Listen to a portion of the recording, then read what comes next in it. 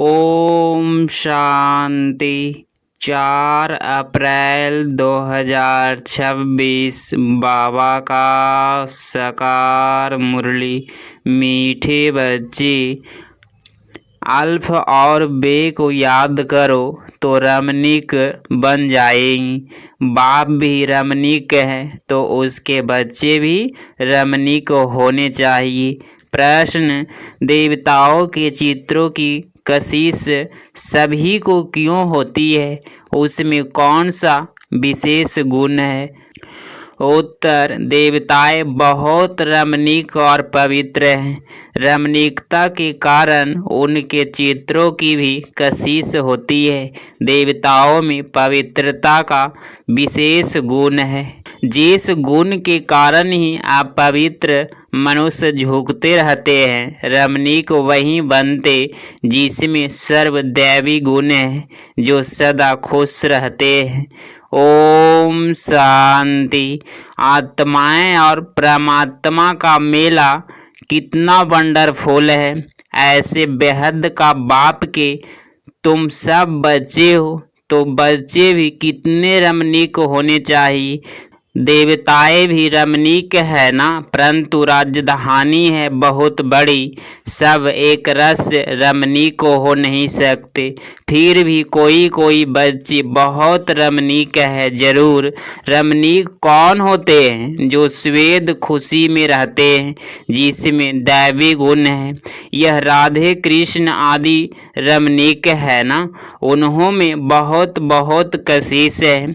कौन सी कशिश है? पवित्रता की, क्योंकि इन्हों की आत्मा भी पवित्र है तो शरीर भी पवित्र है। तो पवित्र आत्माएं अपवित्र को कशिश करती है, उन्हों के चरणों में गिरती है। कितनी उसमें ताकत है। भल सन्यासी है, परंतु वह देवताओं के आगे जरूर झुकते हैं। भल कोई कोई बहुत घमंडी होते हैं, फिर भी देवताओं के आगे अथवा शिव के आगे झुकेंगे जरूर। देवियों के चित्रों के आगे भी झुकते हैं, क्योंकि बाप भी रमणीक है। तो बाप के बनाए हुए देवी देवताएं भी रमणीक हैं। उसमें कशिश है पवित्रता की। वह कशिश उन्हों की अभी तक भी चल रही है। तो जितनी इनमें कशिश है उतनी तुम्हारे में भी कशिश होनी चाहिए। जो समझते हैं हम यह लक्ष्मी नारायण बनेंगे, तुम्हारी इस समय की कशिश फिर अविनाशी हो जाती है, सबकी नहीं होती। नंबरवार तो है ना। भविष्य में जो उच्च पद पाने वाले होंगे उनमें यहाँ ही कशिश होगी, क्योंकि आत्मा पवित्र बन जाती है। तुम्हारे में जास्ती कशिश उसमें है जो खास याद की यात्रा में रहते हैं। यात्रा में पवित्रता जरूर रहती है, पवित्रता में ही कशिश है।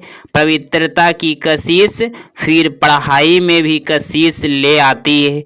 यह तुमको अभी पता पड़ा है। तुम उनके लक्ष्मी नारायण के ऑक्यूपेशन को जानते हो। उन्होंने भी कितना बाप को याद किया होगा। यह जो उन्होंने इतनी रजाई पाई है वह जरूर राजयोग से ही पाई है।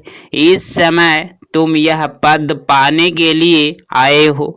बाप बैठ तुमको राजयोग सिखाते हैं, यह तो पक्का निश्चय कर यहाँ आए हो ना। बाप भी वही है, पढ़ाने वाला भी वही है, साथ भी वही ले जाने वाला है। तो यह गुण श्वेद रहने चाहिए। श्वेद हर्षित मुख रहे। श्वेद हर्षित तब रहेंगे जब बाप अल्प की याद में रहेंगे, तब वे की याद रहेगी। और इसमें रमणीक भी बहुत होंगी। तुम बच्चे जानते हो हम यहाँ रमणीक बन फिर भविष्य में ऐसा रमणीक बनेंगे। यहाँ की पढ़ाई ही अमरपुरी में ले जाती है। यह सच्चा बाबा तुमको सच्ची कमाई करा रहे हैं। यह सच्ची कमाई ही साथ चलती है एक ऐसे जन्म के लिए। फिर भक्ति मार्ग में जो कमाई करते हो वह तो है ही अल्पकाल सुख के लिए, वह कोई स्वेद साथ नहीं देती। तो इस पढ़ाई में बच्चों को बड़ा खबरदार रहना चाहिए। तुम हो साधारण, तुमको पढ़ाने वाला भी बिल्कुल साधारण रूप में है, पढ़ने वाले भी साधारण ही रहेंगे। नहीं तो लज्जा आएगी।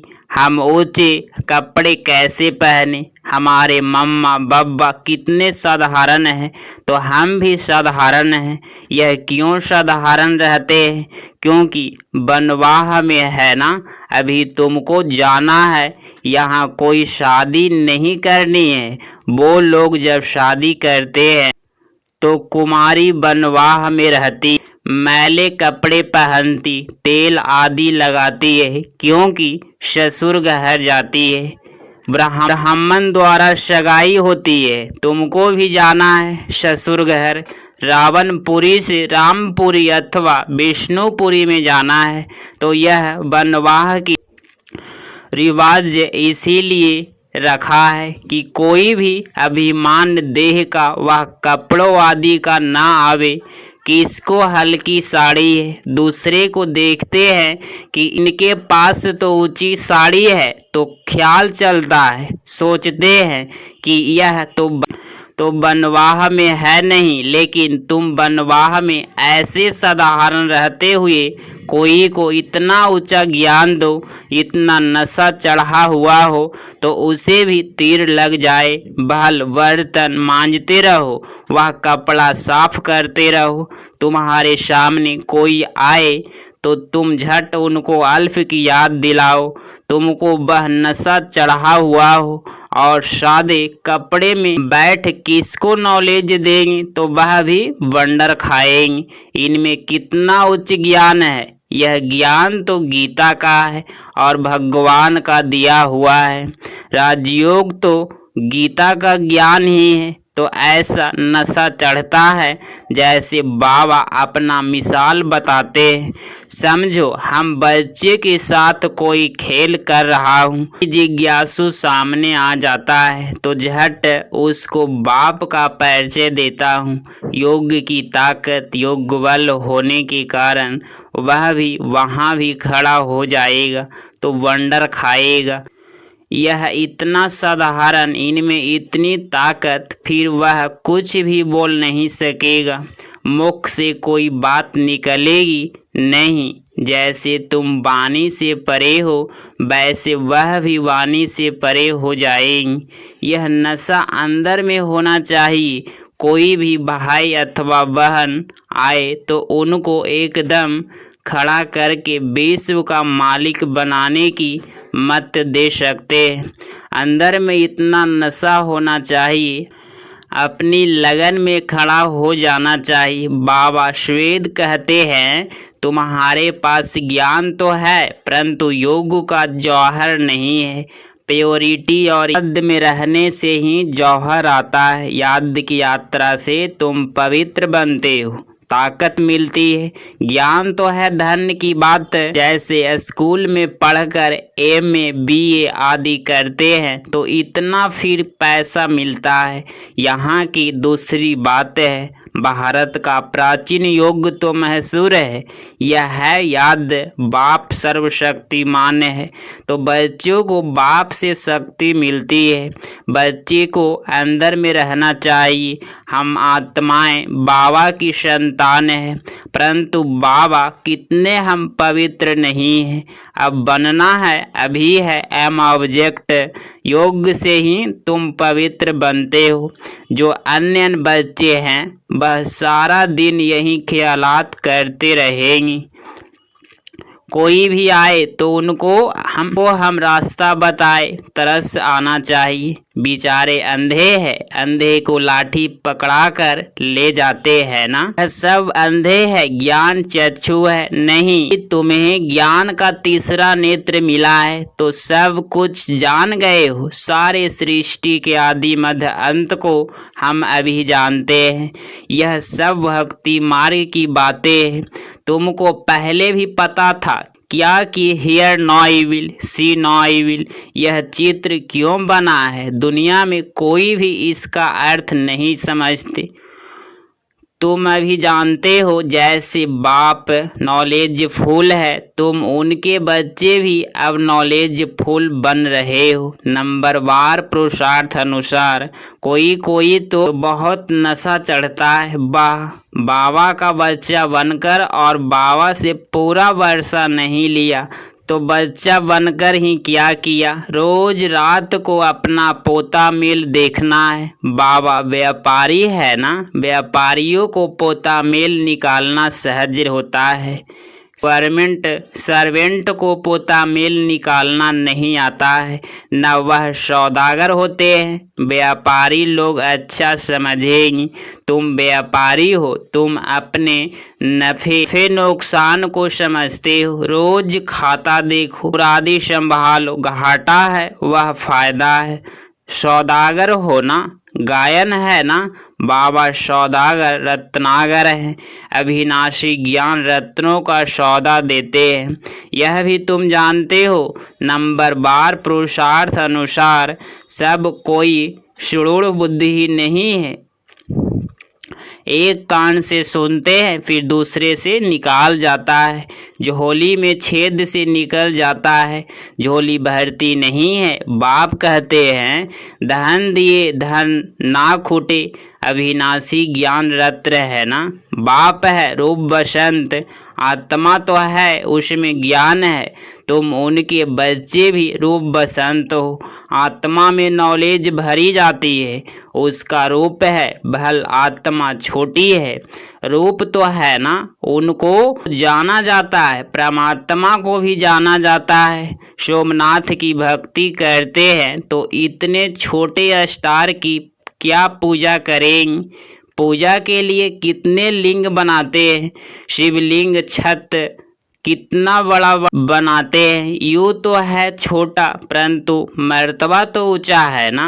बाप ने कल पहले भी कहा था कि इन जप तप आदि से कोई प्राप्ति नहीं होती है, यह सब करते नीचे ही गिरते जाते हैं, सीढ़ी नीचे ही उतरते हैं। तुम्हारी तो अब चढ़ती कला है, तुम ब्राह्मण पहले नंबर के जिन्न हो, कहानी है ना, जिन्न ने कहा हमको काम नहीं देंगे तो खा जाएंगे, तो उनको काम दिया, सीढ़ी चढ़ो और उतरो, तो उसको काम मिल गया। बाबा ने भी कहा है कि यह बेहद की सीढ़ी तुम उतरते हो फिर चढ़ते हो, तुम ही फूल सीढ़ी उतरते और चढ़ते हो, जिन्न तुम हो, दूसरे कोई फूल सीढ़ी नहीं चढ़ते हैं। फूल सीढ़ी का ज्ञान पाने से तुम कितना उच्च पद पाते हो, फिर उतरते हो चढ़ते हो। बाप कहते हैं मैं तुम्हारा बाप हूँ, तुम मुझे पतित पावन कहते हो ना, मैं सर्वशक्तिवान ऑलमाइटी हूँ, क्योंकि मेरी आत्मा श्वेत 100% पवित्र रहती है, मैं बिंदी रूप अथॉरिटी हूँ, सब शास्त्रों का राज्य जानता हूँ।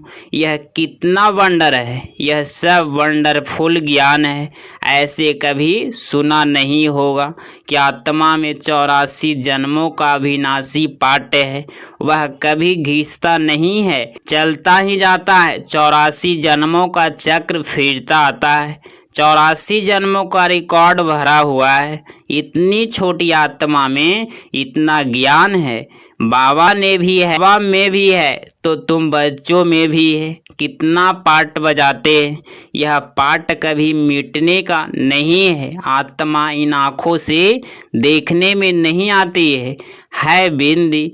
बाबा भी कहते हैं मैं ऐसा बिंदी हूँ, यह भी तुम बच्चे अब समझते हो। तुम हो बेहद के त्यागी और राज ऋषि। कितना नशा चढ़ना चाहिए। राज्य ऋषि बिल्कुल पवित्र रहते हैं। राज्य ऋषि होते हैं सूर्यवंशी चंद्रवंशी, जो यहाँ रजाई प्राप्त करते हैं जैसे अब तुम कर रहे हो। यह तो बच्चे समझते हैं कि हम जा रहे हैं, खिवैया के स्मीटर में बैठे हैं, और यह भी जानते हैं यह पुरुषोत्तम संगम युग है। जाना भी जरूर है पुरानी दुनिया से नई दुनिया में। वाया शांति धाम, यह श्वेत बच्चों की बुद्धि में रहना चाहिए। जब हम सतयुग में थे तो कोई खंड नहीं था, हमारा ही राज्य था। अब फिर से योग बल से अपना राज्य ले रहे हैं, क्योंकि समझाया है योग बल से ही विश्व की रजाई पा सकते हैं, बाहुबल से कोई नहीं पा सकते। यह बेहद का ड्रामा है, खेल बना हुआ है। इस खेल की समझानी बाप ही देते हैं। शुरू से लेकर सारी दुनिया की हिस्ट्री ज्योग्राफी सुनाते हैं। तुम सूक्ष्म वतन मूल वतन के राज्य को भी अच्छी रीति जानते हो। स्थूल वतन में इनका राज्य था, यथार्थ हमारा राज्य था। तुम कैसे सीढ़ी उतरते हो वह भी याद आ गया। सीढ़ी चढ़ना और उतरना, यह खेल बच्चों की बुद्धि में बैठ गया है। अब बुद्धि में है कि कैसे यह वर्ल्ड की हिस्ट्री ज्योग्राफी रिपीट होती है। इसमें हमारा हीरो हीरोइन का पार्ट है। हम ही हार खाते हैं और फिर जीत पाते हैं, इसीलिए नाम रखा है हीरो हीरोइन। अच्छा, मीठे मीठे सिकिलदहे बच्चों प्रति माता पिता बाप दादा का याद प्यार और गुड मॉर्निंग। रूहानी बाप की रूहानी बच्चों को नमस्ते नमस्ते। धारणा के लिए मुख्य सार पॉइंट नंबर फर्स्ट, अभी हम बनवाह में हैं, इसीलिए बहुत बहुत साधारण रहना है। कोई भी अभिमान देह का वह कपड़ों आदि का नहीं रखना है। कोई भी कर्म करते बाप की याद का नशा चढ़ा रहे। पॉइंट नंबर 2, हम बेहद के त्यागी और राज ऋषि हैं, इसी नशे में रह पवित्र बनना है। ज्ञान धन से भरपूर बन दान करना है। सच्चा सच्चा सौदागर बन अपना पोता मेल रखना है। 4 अप्रैल 2026 का वरदान, स्वयं को सेवाधारी समझकर झुकने और सर्व को झुकाने वाले निर्मित और नर्म चित्र भव। स्पष्टीकरण, निर्मित उसे कहा जाता जो अपने हर संकल्प व हर कर्म को बाप के आगे अनपढ़ कर देता है। निर्मित बनना यथार्थ अनपढ़ होना और नर्मचित्र वह है जो झुकता है। जितना संस्कारों में संकल्प में झुकेंगे उतना विश्व आपके आगे झुकेगी। झुकना यथार्थ झुकाना, यह संकल्प भी ना हो कि दूसरे भी हमारे आगे कुछ तो झुके। जो सच्चे सेवाधारी होते हैं वह श्वेत झुकते हैं, कभी अपना रौब नहीं दिखाते। स्लोगन, अब समस्या स्वरूप नहीं समाधान स्वरूप बनो। ये अभिव्यक्ति सारे महान बनने के लिए मधुरता और नम्रता का गुण धारण करो। आप महान आत्माएं का हर मनसा संकल्प हर आत्मा के प्रति मधुर हो, महान हो। जैसे बाप का स्वभाव सदा हर आत्मा के प्रति कल्याण व रहम की भावना का है, हर एक को ऊंचा उठाने का मधुरता और निर्मता। ऐसे अपना स्वभाव बनाओ। तेज बोलने का, आवेश में आने का स्वभाव है तो यह भी ब्राह्मण जीवन में बहुत बड़ा विघ्न है। अब ऐसे स्वभाव का परिवर्तन करो। अगर आप इस चैनल पे डेली मुरली क्लास सुन रहे हैं तो चैनल को प्लीज़ सब्सक्राइब करें और नोटिफिकेशन ऑल पे क्लिक करें। मिलते हैं अगली मुरली क्लास में। ओम शांति, ओम शांति।